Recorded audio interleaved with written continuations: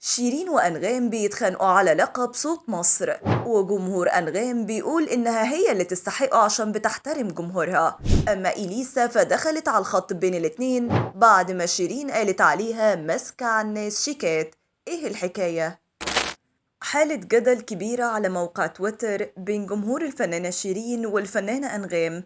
فكعادة الفنانة شيرين عبد الوهاب دايما بتدلي بتصريحات بتقلب الدنيا عليها وبتعرضها لانتقادات الجمهور.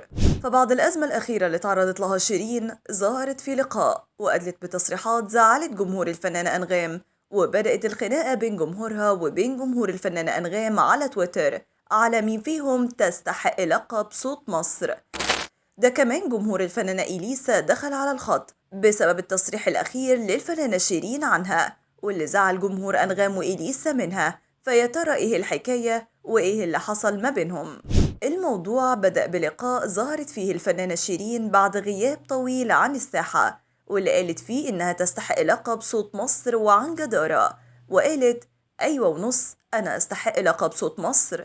وطبعا التصريح ده أثار جدل كبير بين المتابعين، خاصة محبي أنغام، لأنهم بيعتبروها صاحبة اللقب ده من وقت ما المستشار تركي آل شيخ رئيس الهيئة العامة للترفيه في السعودية عمل حفلة في الرياض وسماها حفلة صوت مصر، وده كان على مسرح أبو بكر سالم.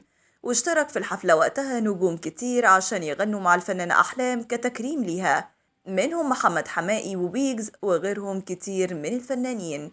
ومن وقتها اعتبر الجمهور إن لقب صوت مصر خاص بأنغام ومن حقها، خاصة إنها الفنانة الوحيدة اللي مستمرة على الساحة الفنية من زمان مهما حصل معاها مشاكل ومش بتغيب عن جمهورها.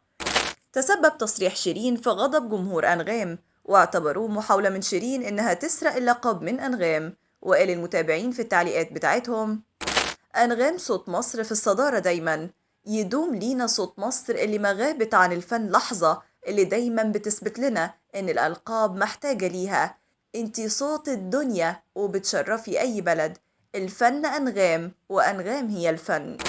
أنغام صوت مصر وأعظم ما أنجبت مصر، والواجهة المشرفة واللي طول عمرها مقدرة ومحترمة جمهورها وفنها. تستاهلي كل الحب يا أنغام. وبالطريقة دي اختار جمهور أنغام إنه يدعمها ويدعم أحقيتها في لقب صوت مصر. أما أنغام فما حاولتش تعلق ولا تصرح بشيء، لكن اكتفت إنها تشارك التغريدات اللي بتدافع عنها وبتدعم أحقيتها في اللقب، وكانت بتشاركها على تويتر وكأنها بتقول أيوة أنا صوت مصر وأنا اللي استحق اللقب ده. خاصة إن الجمهور لاحظ وجود توتر في العلاقة بين أنغام وشيرين أثناء حفلة روائع الموجي في حفلة الرياض، وما كانوش أصحاب ولا متفاعلين مع بعض.